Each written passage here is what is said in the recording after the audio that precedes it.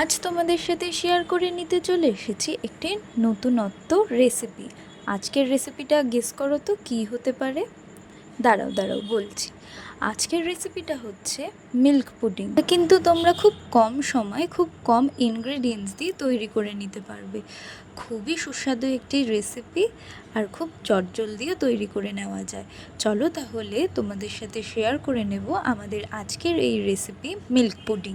প্রথমেই আমরা দেখে নেব আজকের রেসিপিতে কী কী ইনগ্রেডিয়েন্টস লাগছে। এখানে ব্যবহার হচ্ছে চিনি, কর্নফ্লাওয়ার, দুধ আর মিল্ক পাউডার। তোমরা যদি চাও চিনিটাকে মিক্সার গ্রাইন্ডারে গুঁড়ো করে ইউজ করতে পারো, আমরা এখানে নর্মালভাবেই ইউজ করছি। আমরা যেহেতু এখানে 1 প্যাকেট দুধ ব্যবহার করেছি, তো সেই অনুযায়ী আমরা চিনি নিয়েছিলাম 250 গ্রামের মতো।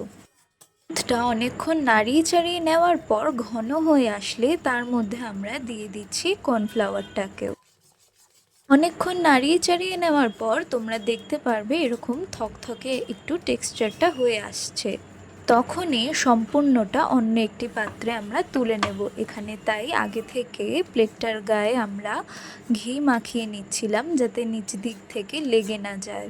তোমরা চাইলে এর পরিবর্তে পার্চমেন্ট পেপারও ব্যবহার করতে পারো। এরপর আমরা 1 ঘন্টা মতো ঠান্ডা হওয়ার জন্য ছেড়ে দেব। আর ঠান্ডা হয়েছিল কি না চেক করে নেওয়ার জন্য এখানে আমি জোরে প্রেস করে দেখে নিচ্ছিলাম, লেগে আসেনি। তখনই তোমরা বুঝে নেবে ঠান্ডা হয়ে এসেছে।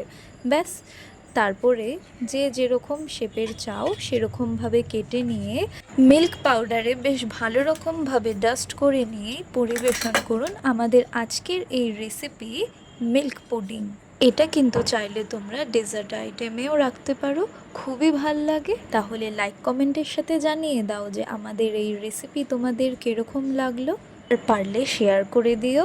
আজ এই পর্যন্তই, দেখা হচ্ছে পরবর্তী একটি ভিডিওতে। ততক্ষণ ভালো থাকুন, সুস্থ থাকুন, নমস্কার।